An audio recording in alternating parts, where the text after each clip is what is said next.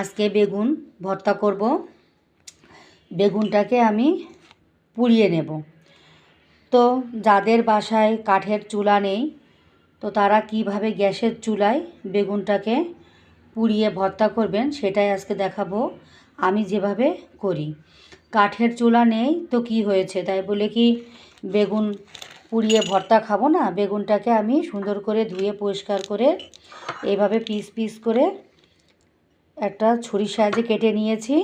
এর গায়ে সুন্দর করে অল্প পরিমাণে সরিষার তেল লাগিয়ে দিয়েছি। এরকম একটা খোলযুক্ত কড়াই নিয়ে নিয়েছি। আমাদের বাসায় সবসময় থাকে। কড়াইয়ের ভিতরে অল্প পরিমাণে সরিষার তেল এই যে দিয়ে নিয়েছি। এখন বেগুনটাকে আমি এভাবে দিয়ে দেব।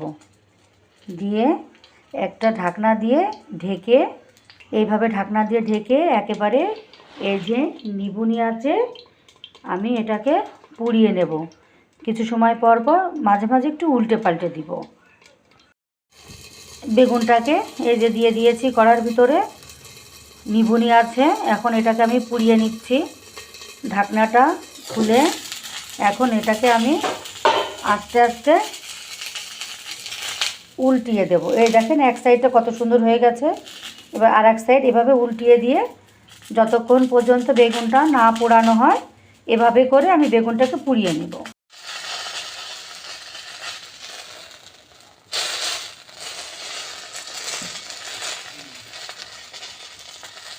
এই যে আমার বেগুন পোড়ানো হয়ে গেছে।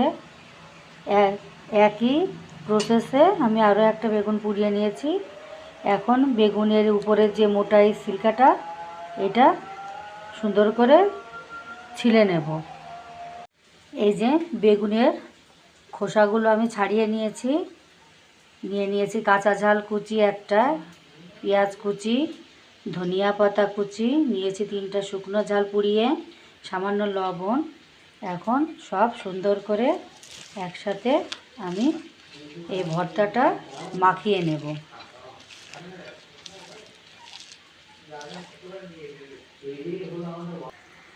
এখন দিয়ে দেব সামান্য সরিষার তেল। তেলটাকে দিয়ে আমি আবার ভালো করে সুন্দর করে ভর্তাটা মাখিয়ে নেব। তো এই যে হয়ে গেল আমার বেগুন ভর্তা মাখানো। তো গ্যাসের চুলায় বেগুন পোড়া ভর্তাটা কেমন হলো সবাই কমেন্টে জানাবেন। আল্লাহ হাফেজ।